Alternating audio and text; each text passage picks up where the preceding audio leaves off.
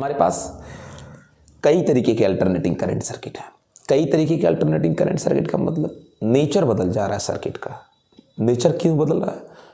L, सी और are के through इनको लगा देने से सर्किट का नेचर चेंज हो जाता है। कोई एक लगा दीजिए, कोई दो लगा दीजिए, इनमें से या तीनों लगा दीजिए, सर्किट का नेचर चेंज हो जाता है।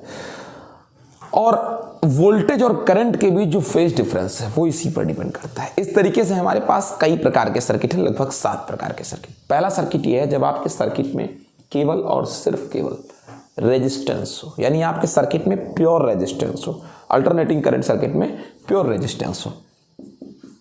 When circuit contains pure resistance,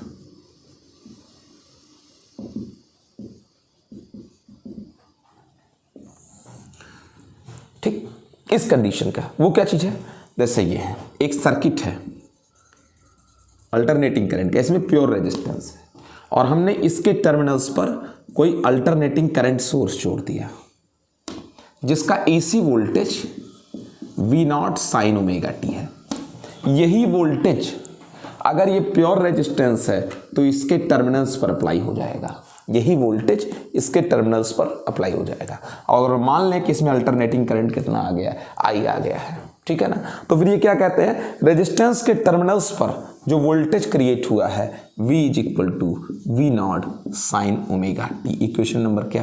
first. और इसमें करंट कितना फ्लो होने लगा है? I। तो मैं एज्यूम कर लेता हूं V = I × R according to Ohm's law. ठीक है बेटा, इसको आप यहां पुट कर दें। I × R = V0 sine omega T, ठीक है ना।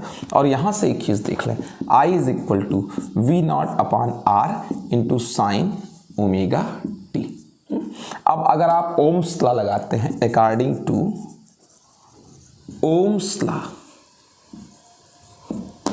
ओम के नियमानुसार ये जो V0/R है बेटा, ये आपका करंट ही बनेगा। V0 जो R है बेटा, ये एक्चुअली क्या चीज बनेगी? करंट ही बनेगी। According to Ohm's law V0/R ये करंट बनेगा। लेकिन एक चीज मैं आपसे कहूंगा, साइन फंक्शन का जो मैक्सिमम मान होता है वो +1 होता है। तो अगर ये मैक्सिमम मान साइन फंक्शन का +1 होता है तो फिर करंट का जो मैक्सिमम मान होगा वो V0 क्या होगा? R होगा, ठीक है ना। ये V0/R करंट का मैक्सिमम मान हो सकता है। देन I = V0/R की जगह I0 sine omega T. Equation number क्या? सेकंड। अगर आप फर्स्ट और सेकंड दोनों इक्वेशन को देखें तो क्या पाएंगे कि V = V0 sine omega T, I = I0 sine omega T. आप देखेंगे कि दोनों की फेज क्या है? सेम है। यानी ऐसा सर्किट जिसमें प्योर रेजिस्टेंस हो उनमें कलांतर नहीं होता, कलाओं में अंतर नहीं होता, दोनों के फेज क्या होते हैं बेटा? सेम होते हैं, ठीक है ना। यानी यहां से एक चीज और निष्कर्ष निकल कर आई, वो ये चीज है कि अगर हम इसको शो करने की कोशिश करें इनके डायग्राम्स को, वो इस तरीके होंगे। इस पर हम टाइम को दिखाएंगे या फिर सीधे सीधे कहिए ओमेगा टी को दिखा सकते हैं, ठीक है। इस पर हम वोल्टेज और करंट को दिखाएंगे, ठीक है ना। ये आपका वोल्टेज है, ये इसका मैक्सिमम मान है V0, और करंट और वोल्टेज दोनों सेम फेज में है। एक साथ मैक्सिमम, एक साथ मिनिमम, ठीक है। ये हो गया। ये आपका करंट का मैक्सिमम मान है I0, ये V है और ये क्या है? I है। ये तो बातें हो गई बेटा इनके लिए। अब जरा सा हम चैप्टर में आगे बढ़ते हैं। क्या चीज कहते हैं बेटा कि ओम का नियम अगर आप लगाएं तो V/I = रेजिस्टेंस होता है।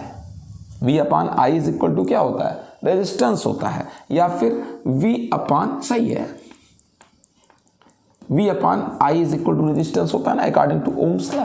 तो जरा सा यहां आए, I0 = V0/R, I0 = V0/R। R को इधर ले आए वी नॉट अपॉन क्या बेटा I naught. This is voltage maximum value और ये करंट की मैक्सिमम वैल्यू है, ठीक है ना बेटा। अल्टरनेटिंग करंट सर्किट के लिए वोल्टेज का मैक्सिमम मान, करंट का मैक्सिमम मान आप खुद ही पाएंगे यहाँ से। अगर ओम का नियम लगाएं I naught is equal to V naught upon R पर, तो आप पाएंगे कि जो मैक्सिमम वोल्टेज मैक्सिमम करंट का रेशियो है वो सर्किट के रेजिस्टेंस के इक्वल है, ठीक है ना, ओमिक रेजिस्टेंस के इक्वल है। वैसे इसको हम लोग इम्पीडेंस कहते हैं, प्रतिबाधा कहते हैं, ठीक है ना, यानी शुद्ध प्रतिरोध वाले अल्टरनेटिंग करंट सर्किट में, प्योर रेजिस्टेंस वाले अल्टरनेटिंग करंट सर्किट में जो सर्किट की प्रतिबाधा है, इम्पीडेंस है, वो ओमिक रेजिस्टेंस के इक्वल होता है। यानी सही कहें V upon I is equal to V naught upon I naught is equal to क्या आर हो जाएगा, ठीक है बेटा। चले अब जरा सा इनका हम आपको क्या दिखा देते हैं, फेजर डायग्राम भी शो कर देते हैं। दोनों सेम फेज में है ही है। आप सबसे पहले एक आर्बिट्रेरी एक्स एक्सिस लेंगे। एक्चुअली में इस पर हम लोग क्या दिखाते हैं, एंगल को शो करते हैं इसी से। आप देखें ये आपका वोल्टेज है, थोड़ा सा और छोटा कर दीजिए, ये इससे मैं वोल्टेज को दिखा रहा हूं, ठीक। संबंधित कुछ करेगा, ये वोल्टेज का मैक्सिमम मान है और ओमेगा टी। अब चूंकि वोल्टेज और करंट सेम फेज में है तो आई नॉट, ठीक है, ये भी ओमेगा टी। और एक चीज, इनके इंस्टेंटेनियस वैल्यू चाहिए आपको, तो आप इस पर क्या गिरा दें, इंस्टेंटेनियस वैल्यू देंगे, प्रोजेक्शन, प्रक्षेप।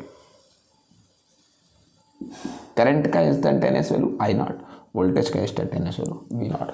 ये हमारा वर्टिकल फिक्स्ड एक्सिस है जिस पर हम प्रोजेक्शन, प्रक्षेप लेंगे। दोनों सेम फेज में, ठीक है बेटा। अब उसके बाद दो तीन बातें और है आपसे। क्या चीज, जरा सा गौर करिए, जो आपका मैक्सिमम करंट है वी नॉट अपॉन आर, वो किस पर डिपेंड कर रहा है, मैक्सिमम करंट आपका रेजिस्टेंस पर तो डिपेंड कर रहा है, ठीक है ना, लेकिन फ्रीक्वेंसी पर नहीं डिपेंड कर रहा, ओमेगा पर नहीं डिपेंड कर रहा है, इस पर नहीं डिपेंड कर रहा है। अगर आई नॉट और ओमेगा के बीच कर्व ट्रेस किया जाए, आई नॉट और ओमेगा के बीच, आई नॉट, ठीक है ना, और ओमेगा के बीच अगर कर्व ट्रेस करें, ओमेगा और आई नॉट के बीच, तो ये डिपेंड ही नहीं करता है। आई नॉट कतई नहीं डिपेंड कर रहा ओमेगा पर।